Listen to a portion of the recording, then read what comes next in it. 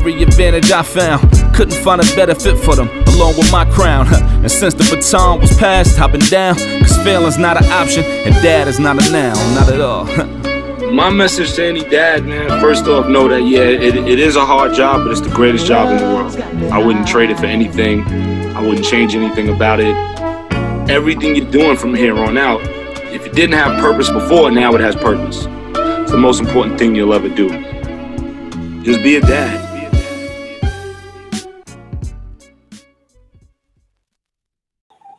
Welcome to another episode of Dad Is Not a Noun. My name is Ishmael, changing the narrative for men of color fatherhood, as well as changing the narrative on the things I care about. And today, I'm truly honored to have this brother on. It's been a minute, it's been years, so I'm truly honored to have him on. In this current world that we live in, when you see the defunding of NPR, defunding of PBS, you see Black historical figures being deleted from the military website. They're back on now. Why it's important to have our stories told by us. And I'm truly honored to have this brother on.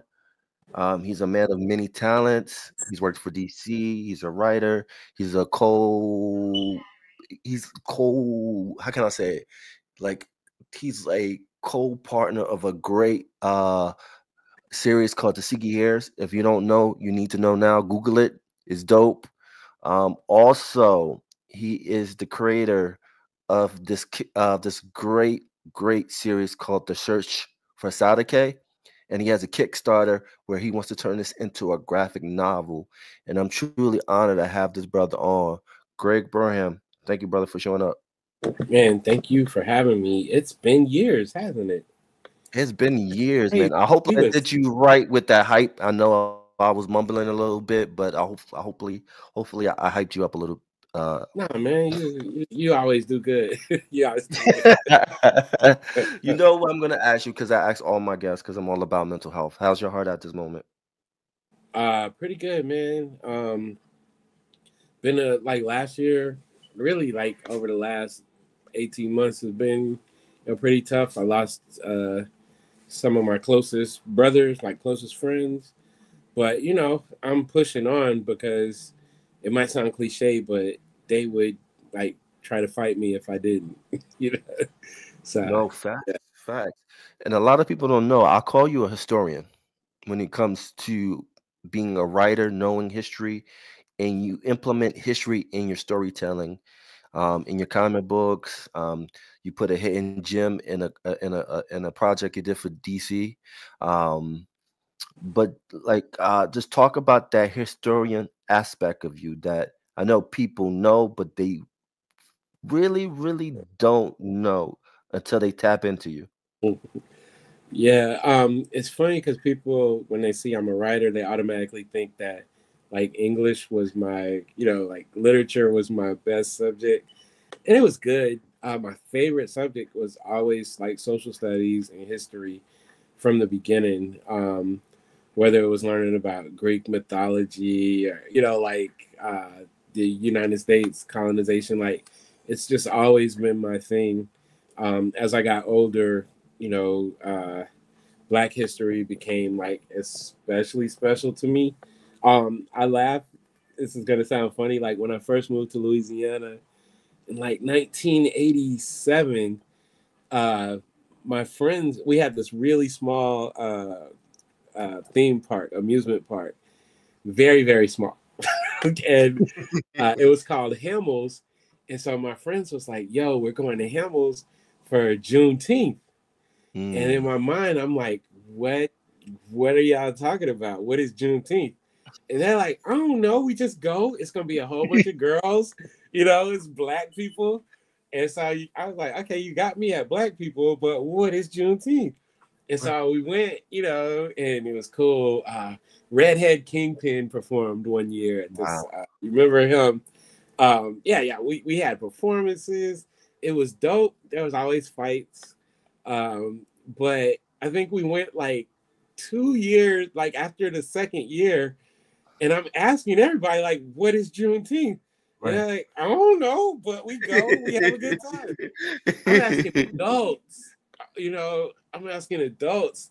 And so finally I'm like, man, let me look up Juneteenth. So of course there's no internet, you know, so it's like I look in the encyclopedia at my house, ain't nothing, you know what I mean? And so I just went on this search to try to figure out what Juneteenth was. And then when I finally found it out, I would just I would tell everybody, like, y'all don't even know what we celebrating. Y'all just, you know? Let's say today they would call woke. Yeah, absolutely. They'd be like, shut up, man. It's girls there. But as you know, like, so I think that kind of started it. I also got to shout out my cousin Butch, but he won't let him, you know, he goes by Lewis, his real name. Lewis Moulton, my older cousin, who he went to Langston University. He was like, he's my best like male role model. He wrote a book of poetry, published his own book. But he always used to, even if it was just, you know, a short amount of time, because I think he's about 10 years older than me. But he always would like drop knowledge, man. Like he was always, you know, like he'll send me a little pamphlet about something. When I think I just got out of high school, and he gave me the book Countering the Conspiracy to Destroy Black Boys. So this took me down like a different path. Like I was like, I was a basketball player. I wanted to like be a coach and all that. So I was like, so if I go to college, I'm gonna go to be a teacher so I could be a coach, you know. And then, you know, I really started digging in. If you've never heard of that, there's two books. There's one called The Conspiracy to Destroy Black Boys, and then there's one called Countering the Conspiracy. And I read those, man. I feel like somebody had like a camera on my life. Like it was a Truman Show, and this person was telling me like all these things that I experienced. And it just took me like on a different path where it's like, okay, I want to be able to educate people. I want to learn from every situation I'm in. I want to learn from people and just like share this information that I'm getting, because this stuff is like valuable. This is life-changing. The Malcolm X, the autobiography of Malcolm X, like literally changed my trajectory. Right. You know, just from reading that one book, changed my trajectory. So it's like you just look at all these different things that have happened and now that are being swept under the rug. Some of it they never taught us, you know. I was telling you offline, like when we did the July Perry and we did the interview and stuff, and that was one of my favorite things that happened, especially during like that pandemic time. And I sent it to my niece because she's into politics, like heavy, you know, and she now lives in Florida. So I sent that to her so she can get a grip, because it's always so easy to say, oh, Black people don't vote or Black people don't do this, or it's way harder to really dig in and figure out the whys. Yeah. And there are whys, like, you know how people say, oh, you hear the people that's like, our ancestors died for the right to vote.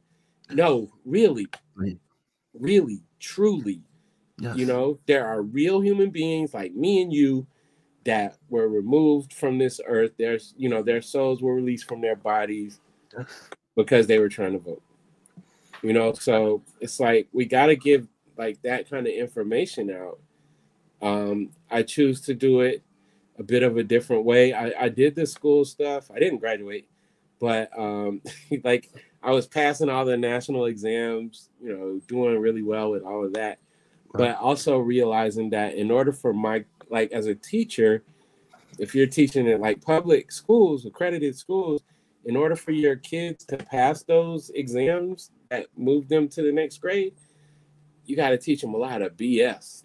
Yeah. There's a lot of stuff in there that's like, it's kind of true, but it's being told from the standpoint of the oppressor. You know what I mean? So, you know, if I have to teach you this, because if I teach you the real stuff, like my professors was doing in college, it might, you know, it's going to limit you and your ability to keep on. So I was like, I got to find another way. So I frequently utilize, you know, the comic and children's book mediums to kind of show these things. And I think what you do has so much value because it gets kids interested in reading and like learning about history. Yeah. Because you know the days of just getting a big ass book called US history, kids are not going to read that. You have to entertain them to be intrigued in reading and stories and why you know and like animes do so well because it's great storytelling. Even though there's action, but there's a story behind it, and so Yeah. that's why people follow it. And that's the same thing, like with books. And what you're doing is you're telling a compelling story, but with nuggets of history that make people want to look up and say, "Oh, this shit. Oh, I wanna." Like for example, what was that HBO show that came on back in the days? And it made people look into Tulsa Massacre. Look into what? What was that show that came on HBO? I forgot the name of it, but it had people look into the Tulsa Massacre. Oh, you talking about the Watchmen? Yeah, yeah, The Watchmen. Was it And The then Watchmen? Yeah, yeah, Watchmen, and then also Lovecraft Country, look, yes, both on HBO. Both of them touched on it from like different angles. Um, yeah, it's fun. I always laugh because with the search for Sadiqah, like that, my first book came out like a week before the Watchmen, and I was like, "Ow!" Of course, I don't have the same kind of reach as HBO does, but I was like, I'm definitely digging into the Tulsa, the Black Wall Street Massacre, and but in the end, it was good for everybody. Um, because that helped to get people to open up and maybe look deeper into it. And that's part of what this book is, like the search for Sadiqah. Of course, it starts there and it may come back to Tulsa. But like I had this itch, which later on I found out some really important information. But I just had this itch to talk about like Black people in the Southwest United States. Um, so we do that like in issue, like the third issue, which is number 2, because I'm weird. Um, we talk about a man who basically walked from Georgia to New Mexico. His name is Frank Boyer. Him and his assistant, they walked from Georgia to New Mexico. He had studied homesteading and he wanted to create a town in New Mexico. So they got there, they, did some stuff to get their money back up, and they bought this land and created a town, and it's called Blackdom. Uh, mm, and so like in issue 2, Sadiqah and her crew actually end up there. And it's such a powerful, like I'm gonna definitely talk more about Frank Boyer just in life, maybe not in this series as much, but just in life, because it speaks to like this level of ingenuity, this level, these self-starters, how amazing our ancestors were, in spite of they walked through the South mm-hmm. in Jim Crow Yes. era, like so like stories like that, I feel like they need to be told. Um, and I'm putting them into this book. It's a kind of a wuxia style. There's martial arts. There's fantasy. There's magic, and it just keeps ramping up. So we have that side going, but then also this entertaining story about this young girl who's like coming of age in a really, really dark time in her life. And I think what's great about the story is that um, any anyone can relate to her story. Yeah. And I Yeah, and think I've seen that, that, like, I've had, like, honestly, it was the first person that recognized that I was going like the wuxia, kind of mhm, angle, like the mhm. crouching tiger, hidden dragon, like that. It was a Japanese young lady that bought the first book at Anime NYC, and she's like whatever I do, she's supporting because she's a fan of this series, especially. But yeah, it's touched like so many different people. I got a guy who's a teacher in Seattle, and he bought the book for like, yeah, all his students, and he Wow. bought like everybody a copy. And I see him every year at Emerald City Comic Con, and he's just like, "Man, you got more Sadiqah coming. You got more Sadiqah coming." He's like that. He's like, it's the kids their favorite book, Wow. and like that stuff means so much because it's like, you create this stuff and you hope that it's gonna resonate with people, but you never can be 100% sure. This is like 100-year, like this story takes place 100 years ago, so we don't have the technology, we don't have all the, like the cool, robotics and computers, all that stuff, and for it to still be, people latching onto it is just like a beautiful thing for me. And I think what makes it so just you as a person, as a human being, how much you put love into it, Yeah. uh, and how your connection with the schools and libraries is try to get your books into the school to get kids excited about history and reading too. So just talk about like one of the main reason of this Kickstarter. Yeah, so I've done, we call them floppies. They're like 30-page issues. So it's like the thinner comic. So a lot of libraries they need the thicker like graphic novels with a stronger cover, and there it's just a more durable book. You can't check out, like with a floppy, you check that out maybe 2 times max. Whereas a graphic novel, you can check it out over and over again. So I've had like libraries that are like, I just had a meeting with a library the other day. They're like, we want the book. We just need the graphic novel. And I'm like, well, cool, because that's what we have up next.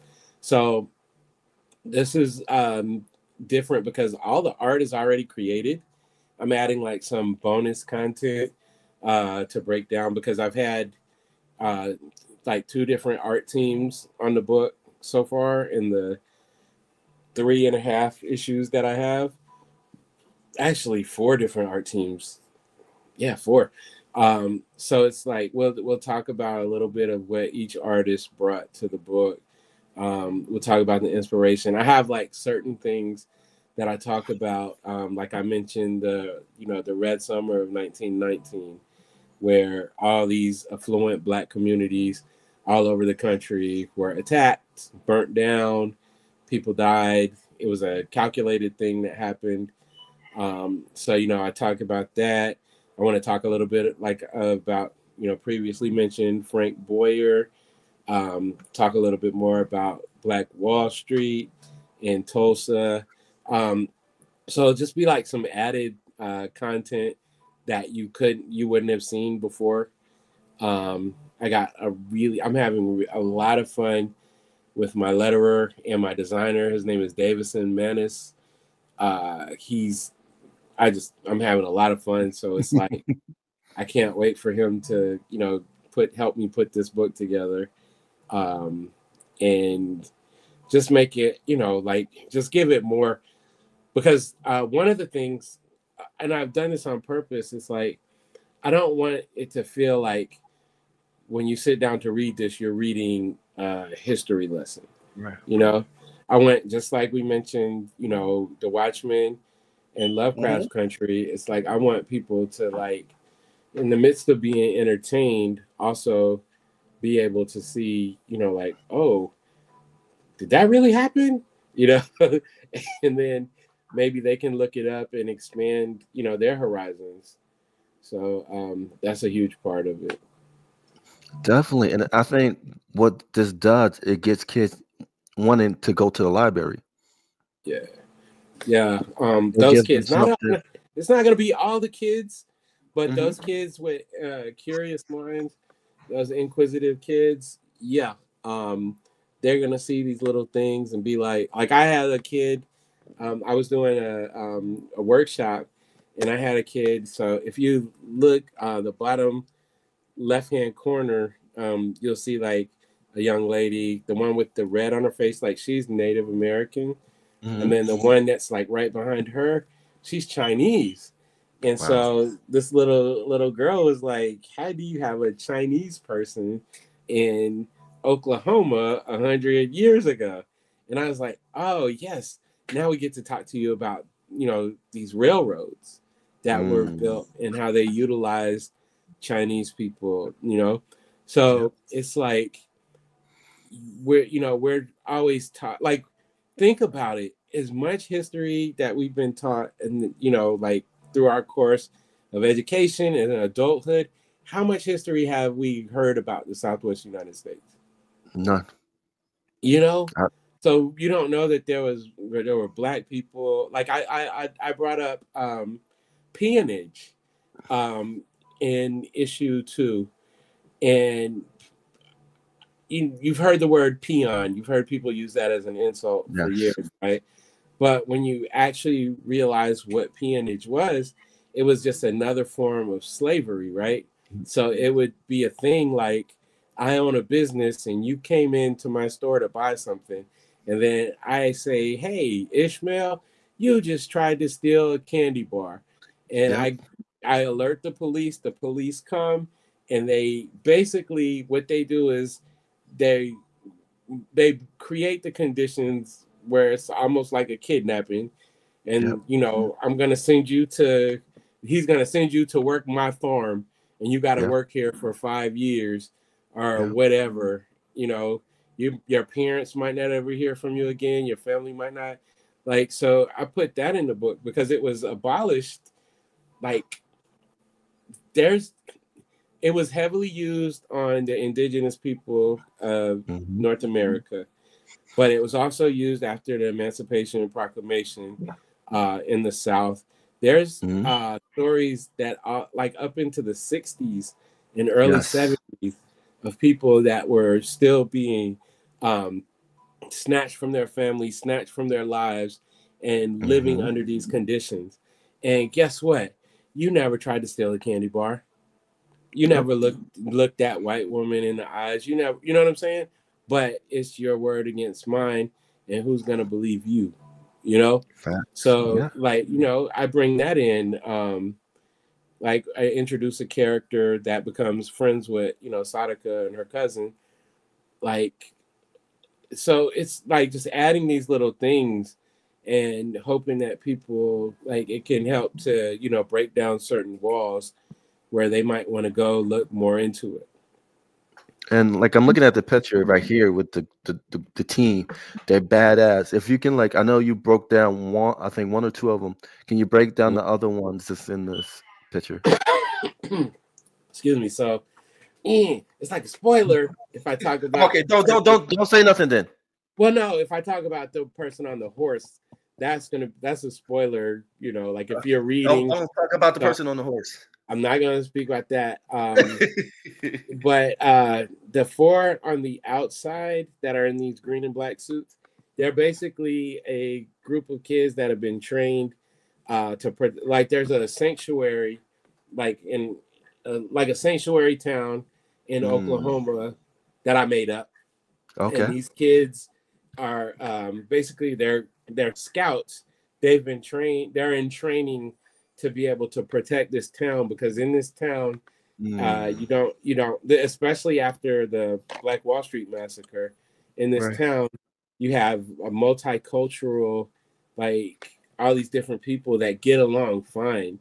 Like, these people like love each other and they care about each other, and they just want to exist and be happy and have meaningful lives. And so these kids are like their junior training, you know what I mean?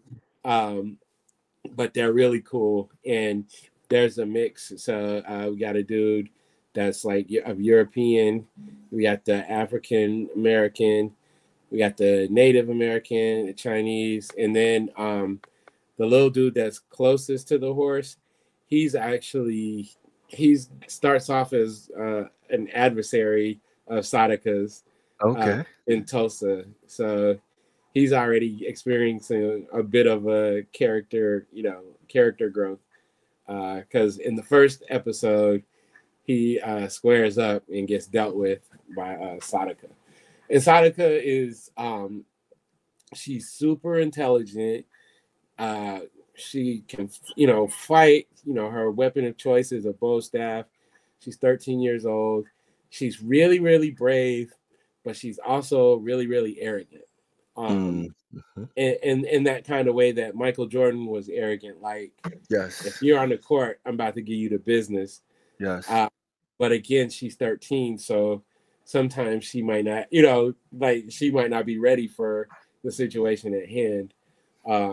But yeah, so one of the things I wanted to set out to do with this, and I'm gonna dig deeper into it. I'm already working on some stuff. Nice. And this is nothing against, like our African, people, our Caribbean people, but we don't have a lot of we don't have like a lot of American folk heroes. Like, we have like John Henry, and that was cool when I was a kid, but then when you get older and you see what that story is, like, it's sending us it's not a pretty message, Now I will shout out my homie, the other Greg Anderson LSA. He's doing actually a John Henry retelling right now, and it's really dope. Okay. And I'm glad he's doing it, because again, like when you look at what the message in that first story, it wasn't good. No, it's not. And yeah. So, but that's what Sadiqah is in my mind. She's she's gonna be our first Black American fictional superhero, because Harriet Tubman is our first real superhero. Right. But yeah, so that's who she is. And she really, like, she detests bullies, oppressors. Like, she's always gonna stand up, sometimes to a fault, to protect other people. And I actually like her origin, and kind of what she's searching for is actually based on some lore. Some people believe it to be true. Other people are like, it's fictional, but in this, it's true. And people, you need to buy the book to find that out. Yeah. You have to buy all 3 books, or like I said, support this book so it could become a graphic novel, so you could put this in the library, put it in the hands of kids, put it in the hands of grown folks. What's so beautiful about this is that this is a great book that parents and their kids can share together. Yeah. I got like this ultimate compliment from a peer, Lonzo Starr. He said you have this ability to write to where me and my daughter are reading this book at the same time. And his daughter, I think, was like 10 years old. And he's like, we're both like locked in, but like for different reasons. But the book, it's like something that is going to keep kids locked in, but also keep adults locked in. And the reason why that's such a big compliment is because I work really hard to make that formula happen. And so when somebody actually points it out, just like the young lady who pointed out, like, you just created a freaking wusha, I was like, yeah. That one was so cool, because I was telling my brother, and my brother loves the series, but he was like, I don't really see that. And then he was sitting right next to me with this young lady that we never met before, came and said it, and he was like, oh, okay, well, I guess I do see. But yeah, that was really fun day. I think the reason why you do a good job of tapping that kind of energy in your storytelling, and I told you this many times before, because you're a girl dad. Yeah, You I know mean, what I I'm a mean? boy and A a girl girl dad dad, of but yeah, but you're a girl dad, and so you you tap into those emotions in your writing. yeah, and that And is that's why so many people are so connected to it because of that. yeah. I laughed. One of my friends, like before the first issue came out, she was like a staunch, like men can't write, female characters. And Right. then she read, like I sent her a copy, and she said some cuss words, and she was like, "Okay, I'm wrong." Um, she was like, "How?" And I'm like, "Listen, man, I have a beautiful daughter, a beautiful stepdaughter. I have wonderful nieces. I coached. I got a sister. We all got moms. Like, so I'm able to like channel like these things because I don't look at women or girls as objects. I don't look at them, and I look at them as humans. I look at everybody as Right. humans, except for like the president. But everybody else, I just look at them like they're humans, and I don't always have to agree or understand. But I don't, I got the blessing to like live kind of like all over the world as a kid, Right. and a military kid, and Right. so I got to see like early on, like people in Louisiana are people just like people in Idaho are people. They just might look different. They might have a different accent, whatever. Um, so that's how I go into like all my characters. I'm never gonna put a character in a story just to like check a box to say, oh, I Right. got I got a black or I got a white or whatever. Right. Right. Everybody that I put in, I'm looking at them as like real people. They're not vehicles to tell stories.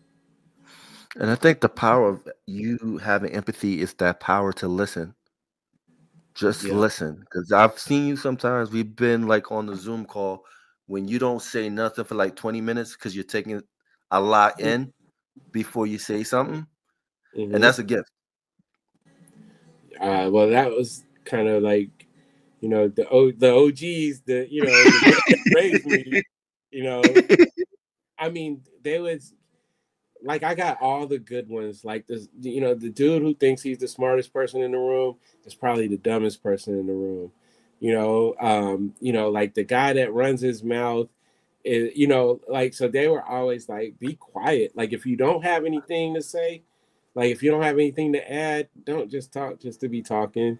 If you if you're over your head in the conversation, don't say stuff just so people can think, what you're talking about. Like, and always, just go into stuff like being genuine. Like, it really, really helps. But yeah, I've been in those rooms where you weren't allowed to talk. Like, boy, this grown men, be quiet. Like, Right. like, No, but no. cousin That's JoJo is cheating on auntie.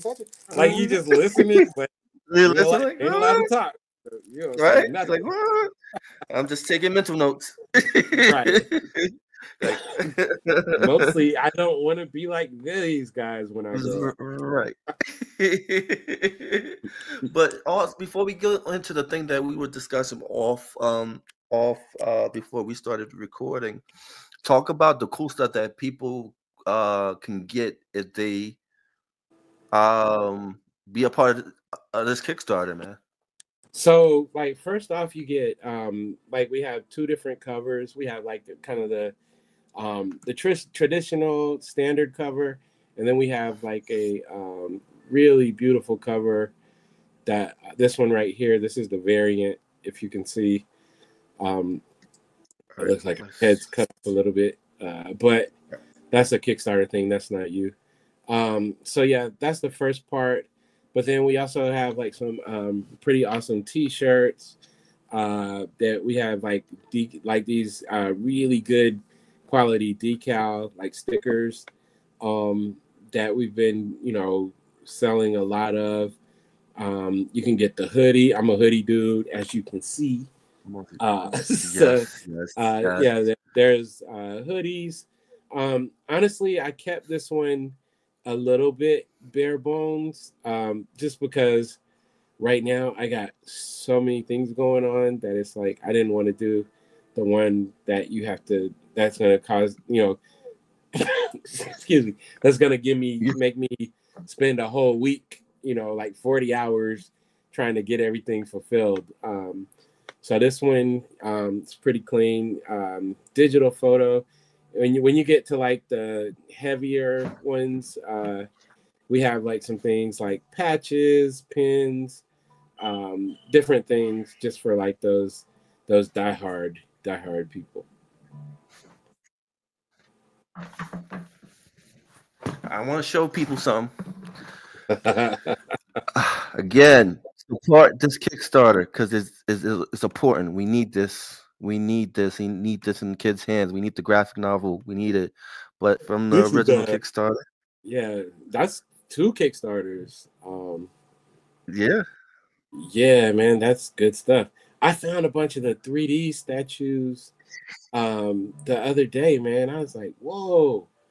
I forgot, like, the guys was sending them to me in, waves. And so I think I got them all out to the people. And then he sent me, like, the final box. I think that's what happened.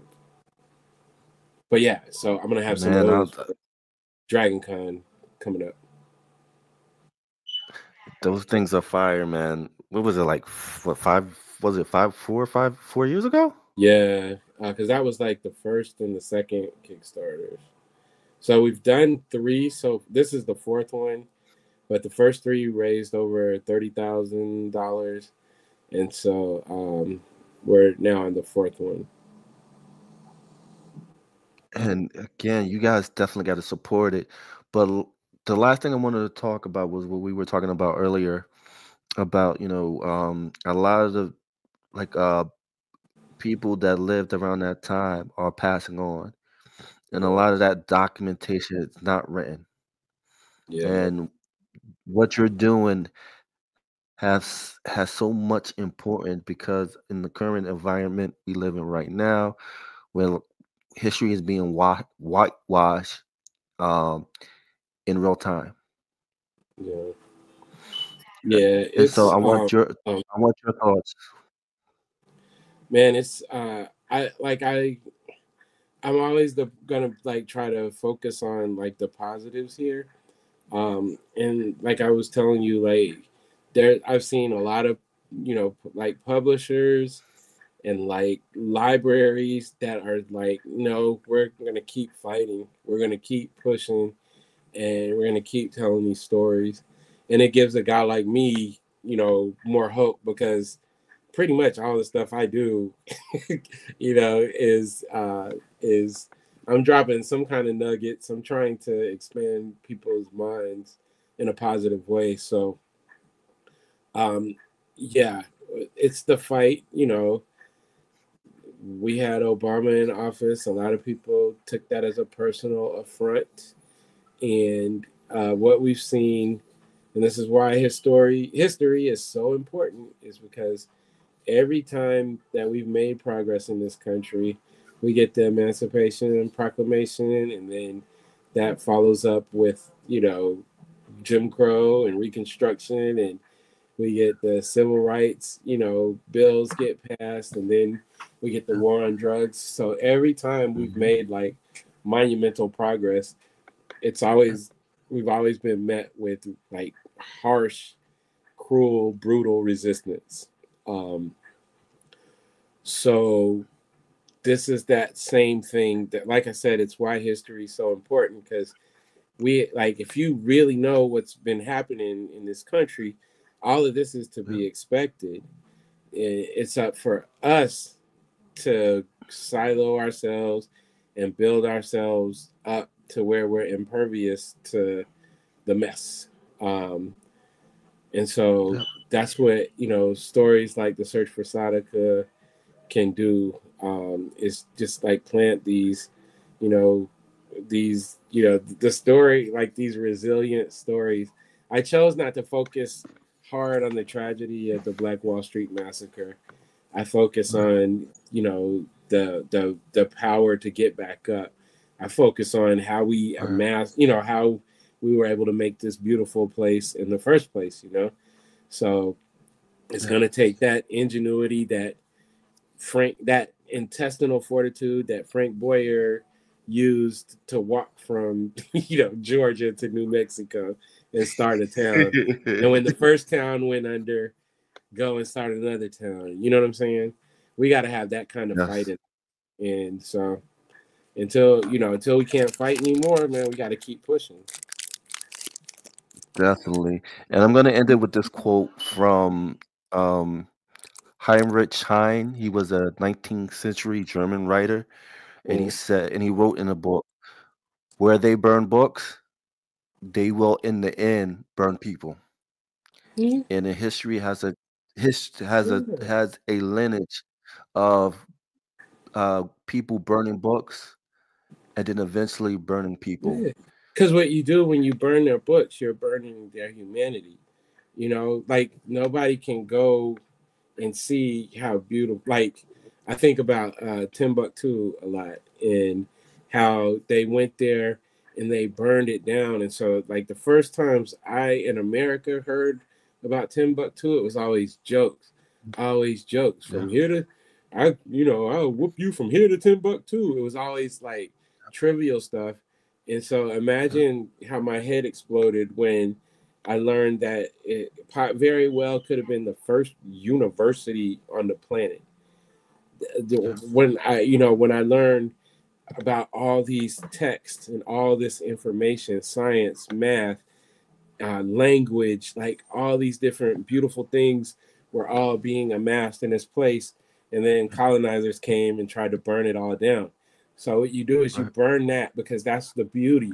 And now you can tell people this person is a savage. You know, you can tell people this person, you know, like these people deserve to be exterminated. You know, but if they have the books, like all you got to do is look at some of the scrolls and the text from Timbuktu to be like, these were beautiful humans. You know, so yeah, that like all this stuff that's happening is like out of the playbook. Like right now, your guy is trying to, you know, test. He's just constantly been testing the dictatorial waters since that January 6th thing. And now, you know, they talking about locking DC down and taking over DC and stuff like that. I go to DC a lot. I've been to like really, really dangerous cities, and I'm not gonna say they might not have a pocket here and there, but DC ain't that big, and so much of it you feel uber ridiculously safe. You know what I mean? And so it's like, but just constantly testing the waters and waiting for people to just be like, for everybody to come together and be like, not everybody, because that ain't gonna happen, but a certain percentage of people to come together and be like, all right, that's enough. But we're kind of a stupid gang of, you know, people on this in this country. So you know, it might be too late by the time people try to get hold. Yeah, and then it goes back to when you burn books, you burn people. Like you say, you dehumanize people, and so the people he is going after has been dehumanized, and so other people are like, this is what they deserve, because they're not human beings, right? And before you know it, you know, it's the next step.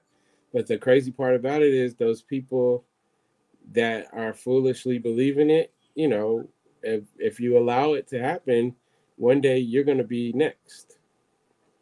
You know, because because it's really not as much as they try to make it, you know, like a racial thing or a cultural thing.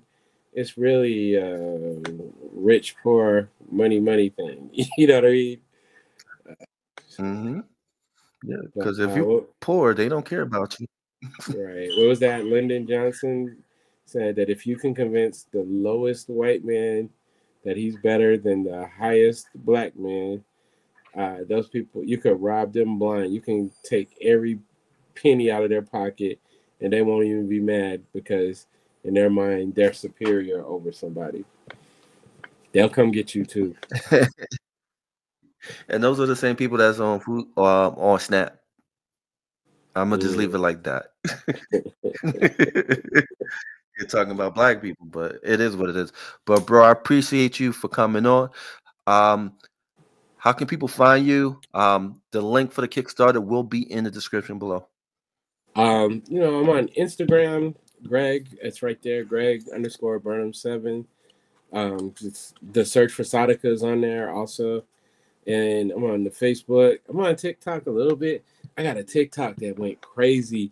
It's got like 2.8 million views. But it was like I did some Sinners cosplayers. And I don't really be posting on TikTok like that. But I probably should. But yeah, if you're on TikTok, you can follow me. I put up some stuff. But it's really like I gotta work on better like promoting myself. A lot of this stuff I post on there is like, like cosplayers at different shows and stuff like that. Just to highlight like these different comic conventions and stuff. But man, you're fighting a good fight. I've been a big fan from day one. I'm gonna continue support. Anytime you want to come on or promote anything, you know how to reach me. Just man, just keep inspiring. You inspire me all the time for all the things I see you do.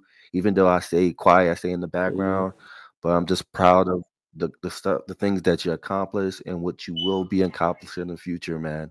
And again, thank you for jumping on, man. I really appreciate that time, bro. Thank you. I just gotta say this, man, because like, especially when I was sharing the stuff with my niece, I was like, I gotta check on Ish, because I haven't seen you as much, but I want to thank you for the work that you're doing. Also, like the times that you've brought people together. So I don't know if me and Matt from Geek Nations, we got a podcast now, like a sports podcast. So yeah, but that connection doesn't happen if not for you, So I gotta give you your flowers, man, because just like this is a real thing. Dad is not a noun is a real thing, and it's a beautiful thing. Great episode of the podcast. Like, subscribe, and all that stuff, and we're out. Peace. All right, peace. Oh my God.